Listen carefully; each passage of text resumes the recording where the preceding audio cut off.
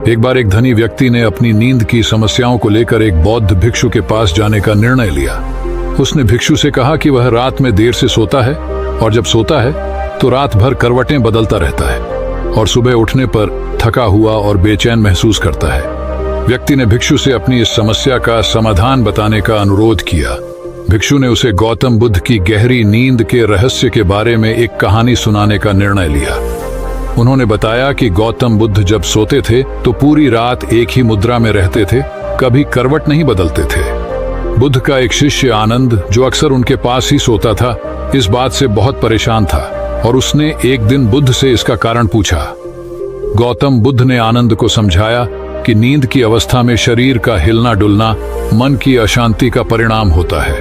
उन्होंने बताया कि जब मन शांत और स्थिर होता है तो शरीर भी गहरी नींद में चला जाता है और बिना किसी हलचल के रहता है। बुद्ध ने आनंद को बताया कि वे नींद में भी जागरूक रहते हैं। उनका शरीर सोता है लेकिन उनकी चेतना जागरूक रहती है। बुद्ध ने समझाया कि यह जागरूकता उनके मन की शांति और स्थिरता से आती है। जब मन पूरी तरह से शांत होता है तो शरीर भी गहरी नींद में चला जाता है और किसी भी प्रकार की हलचल से मुक्त हो जाता है। मन की शांति और जागरूकता न केवल हमारी नींद की गुणवत्ता को बेहतर बनाती है बल्कि हमारे समग्र जीवन को भी समृद्ध करती है। अनादिकाल से जब भी प्रकृति का संतुलन बिगड़ता है, मानव जीवन पर इसका गहरा प्रभाव पड़ता है। ऐसा ही एक समय था जब एक राज्य में वर्षा ने अपना मुंह मोड़ लिया और धरती ने अपनी हरियाली खो दी। नदियां सूख गईं, फसलें बर्बाद हो गईं और लोग भूख और प्यास से तड़पने लगे। इस दुखद दृश्य को देखकर गौतम बुद्ध का हृदय भी विचलित हो उठा। गौतम बुद्ध ने अपने अनुयायियों को एकत्रित किया और उनसे कहा, देखो, हमारे भाई बहन कितने कष्ट में हैं। उनकी मदद करना हमारा धर्म है। जो भी तुमसे बन पड़े वह करो। लोगों ने बुद्ध की बातें सुनी लेकिन उनके दिलों पर कोई असर नहीं हुआ। वे अपने घरों को लौट गए, लेकिन वहां एक गरीब आदमी था जिसके पास न तो अन्न था और न ही धन। उसके पास सिर्फ एक जोड़ी वस्त्र थे जो उसके तन को ढके हुए थे।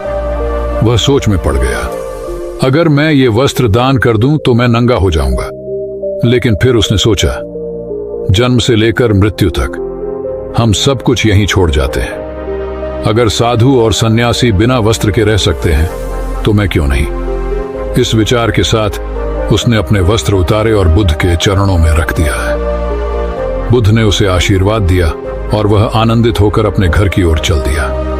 वह उत्साह से चिल्लाते हुए कह रहा था, मैंने अपने मन के आधे हिस्से पर विजय प्राप्त कर ली है। इतने में ही राजा की सवारी उसके पास से गुजरी। उस निर्धन की बात सुनकर राजा ने उसे अपने पास बुलाया और पूछा कि तुमने अपने मन के आधे हिस्से को कैसे जीता। उस निर्धन ने उत्तर दिया कि बुद्ध दुखियों के लिए सहायता मांग रहे थे। इसे सुनकर मैंने अपने कपड़े दान कर दिए। पहले मेरा मन इसके विरुद्ध था, लेकिन फिर मैंने उसे समझाया कि इंसान जन्म से लेकर मृत्यु तक निर्वस्त्र ही रहता है। राजा ने उसे देखा और उसकी कहानी सुनकर बहुत प्रभावित हुए। राजा ने उसे मोतियों का हार और कीमती उपहार दिए। गरीब आदमी ने वे सभी उपहार लेकर बुद्ध के चरणों में अर्पित कर दिए। बुद्ध ने उसे गले लगाते हुए कहा, जो अपने सब कुछ दूसरों के लिए त्याग देता है उसकी तुलना में कोई नहीं होता। एक बार भगवान बुद्ध भिक्षा मांगने एक किसान के घर पहुंचे। तथागत को भिक्षा मांगते देख किसान ने तिरस्कार से कहा, मैं खेत जोतकर और बीज बोकर खाता हूं, तुम्हें भी ऐसा ही करना चाहिए। बुद्ध ने उत्तर दिया, महाराज, मैं भी खेती करता हूं। इस पर किसान ने जिज्ञासा से पूछा, गौतम, मैंने न तो तुम्हारा हल देखा है, न बैल और न ही खेती का स्थान, तो तुम कैसे कहते हो कि तुम भी खेती करते हो। बुद्ध ने समझाया, महाराज, मेरे पास आस्था के बीज हैं, तप की वर्षा है, प्रजा की तरह जोत और हल है, चिंतन की रस्सी है, स्मरण और सचेतता के फाल हैं और प्रेम के बैल हैं। मैं अपने वचन और कर्मों को संगठित रखता हूँ। मैं अपने खेत को निरर्थक घास से मुक्त रखता हूँ और आनंद की फसल काटने तक प्रयासरत रहता हूँ। अप्रमाद मेरा बैल है जो बाधाओं को देखकर भी नहीं रुकता और मुझे सीधे शांति के धाम तक ले जाता है। इस तरह मैं अमृत की खेती करता हूँ। एक दिन मल्लुक्या पुत्र ने बुद्ध से पूछा, भगवान, आपने कभी नहीं बताया कि मृत्यु के बाद क्या होता है। बुद्ध मुस्कुराए और पूछा, अगर कोई व्यक्ति यात्रा कर रहा हो और अचानक उसके शरीर में विषैला बाण घुस जाए तो उसे क्या करना चाहिए। क्या उसे पहले बाण को निकालना चाहिए या यह पता लगाना चाहिए कि बाण कहां से आया है और किसने चलाया है? मल्लुक्या पुत्र ने उत्तर दिया, पहले तो बाण को निकालना चाहिए, अन्यथा विष पूरे शरीर में फैल जाएगा। बुद्ध ने कहा, बिल्कुल सही। अब बताओ, क्या हमें पहले इस जीवन के दुखों का निवारण करना चाहिए या मृत्यु के बाद की बातों के बारे में सोचना चाहिए? मल्लुक्या पुत्र अब समझ गया था और उसकी जिज्ञासा शांत हो गई। एक दिन एक व्यक्ति बुद्ध के पास आया। वह बहुत चिंतित था। उसके मन में अनेक प्रश्न थे, जैसे कि आत्मा क्या है, मनुष्य मृत्यु के बाद कहां जाता है, सृष्टि का निर्माता कौन है, स्वर्ग और नरक की अवधारणा कितनी सच है, और क्या ईश्वर है? जब वह बुद्ध के पास पहुंचा तो उसने देखा कि बुद्ध कई लोगों के प्रश्नों का उत्तर दे रहे थे। वह व्यक्ति वहां का दृश्य देखकर और भी चिंतित हो गया।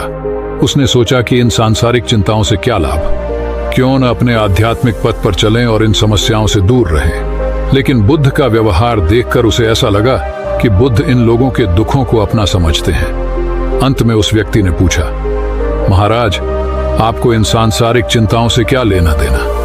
बुद्ध ने कहा, मैं ज्ञानी नहीं बल्कि एक साधारण इंसान हूं।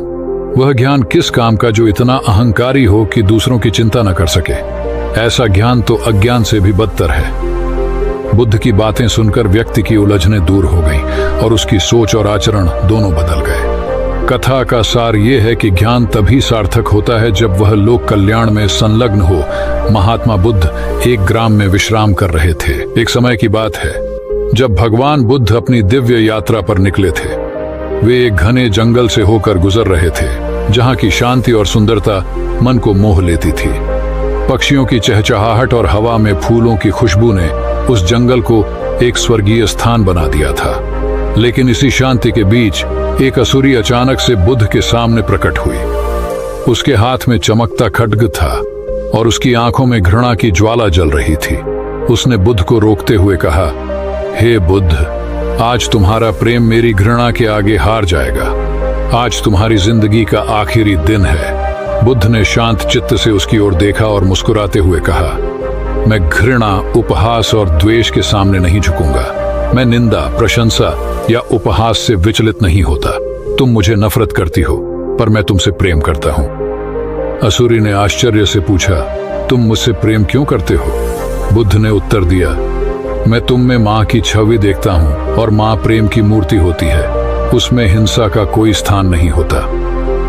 ये सुनकर असुरी के हाथ से खड्ग गिर गया। उसकी आंखों में आंसू थे और वह बोली, हे बुद्ध, तुम वरदानी हो।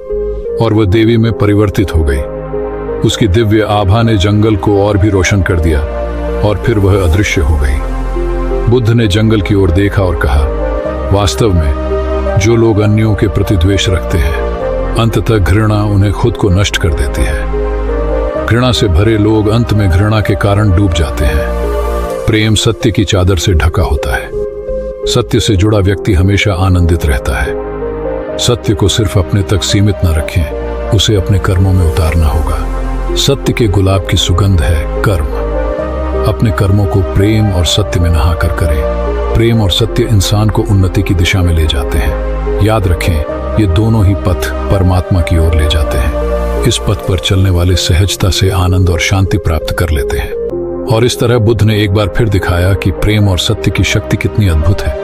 उनकी यात्रा जारी रही और उनके प्रेम और ज्ञान की गूंज उस जंगल से निकलकर पूरे संसार में फैल गई।